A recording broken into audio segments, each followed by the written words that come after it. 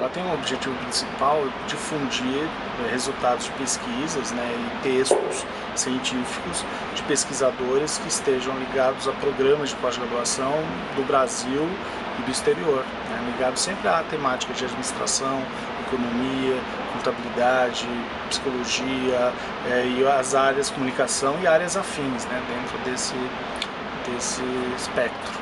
Normalmente uma revista científica dentro de um programa de pós-graduação, ela trabalha a visibilidade daquele programa, mostra que há um trabalho sério, um grupo de pesquisadores, professores e alunos forte, presente, atuante, e com isso a revista acaba sendo uma vitrine para aquele programa. Então todas as principais instituições do país, os principais programas das várias áreas de conhecimento de pós-graduação, elas possuem revistas e normalmente são revistas fortes, boas, né? Normalmente as revistas editam as suas normas de submissão. A ROC, no caso, ela tem a submissão totalmente eletrônica, é uma submissão automatizada pelo sistema disponibilizado pela editora Metodista. Então é só entrar no sítio, na internet da revista, da ROC, e lá existem as instruções para os autores. Normalmente segue-se as normas da ABNT e mais algumas adequações específicas da nossa revista.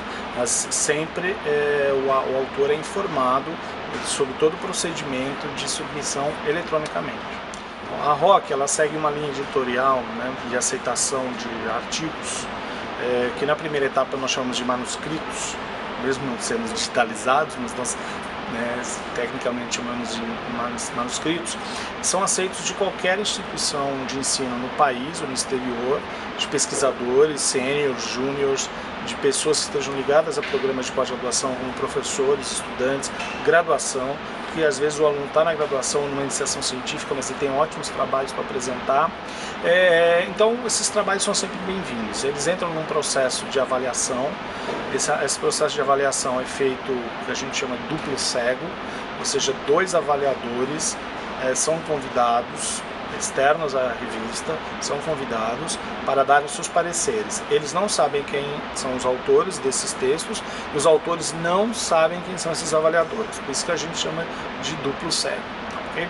Esse processo corre eletronicamente pelo sistema da revista e depois de um tempo de avaliação a gente dá o retorno para o autor, né, ou autores. O que a gente tem, uma das normas da ROC é justamente ter uma certa restrição a artigos da própria instituição, para evitar o que nós chamamos de endogenia.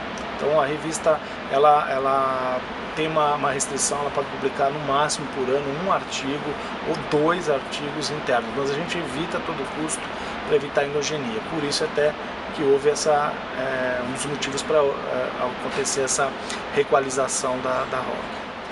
Os conceitos qualis da CAPES, né, elas são determinados por umas letrinhas e uns números. O que são essas letrinhas e esses números? Eles vão desde o C até o A2. E nesse meio campo nós temos B5, B4, B3, B2, B1 e o A2. Então nos extremos nós temos o A1 e o C. O C a gente diz que é uma revista que não está ainda classificada ou não pontua no jargão da área. Mas pode ser uma revista jovem, ou uma revista que foi descontinuada, ou uma revista que simplesmente aquela área de conhecimento não publicou. Então significa que ela pode ser excelente em outra área, em termos de qualis, mas numa determinada área os pesquisadores não se interessaram em publicar nela, então ela fica como C, apesar de muitas vezes ter fator de impacto e tudo mais. Então o C não pontua, o B5 pontua 10 pontos, o B4 20 pontos, o B3 30 pontos, o B2 50 pontos, o B1 60, o A2 80 pontos e o A1 100 pontos. Isso para o pesquisador e para o programa ao qual aquele pesquisador está ligado. Tá? Muito bem. Então a ROC é B2, significa que ela, na área de administração e nas outras áreas na qual ela recebeu essa pontuação B2, como por exemplo planejamento urbano, chega a proporcionar ao pesquisador que nela publicou 50 pontos e também ao programa que nela publicou 50 pontos. Então o qualis é um sistema de classificação de periódicos usados pela CAPES né, para poder atribuir valores à produção científica brasileira nos seus programas.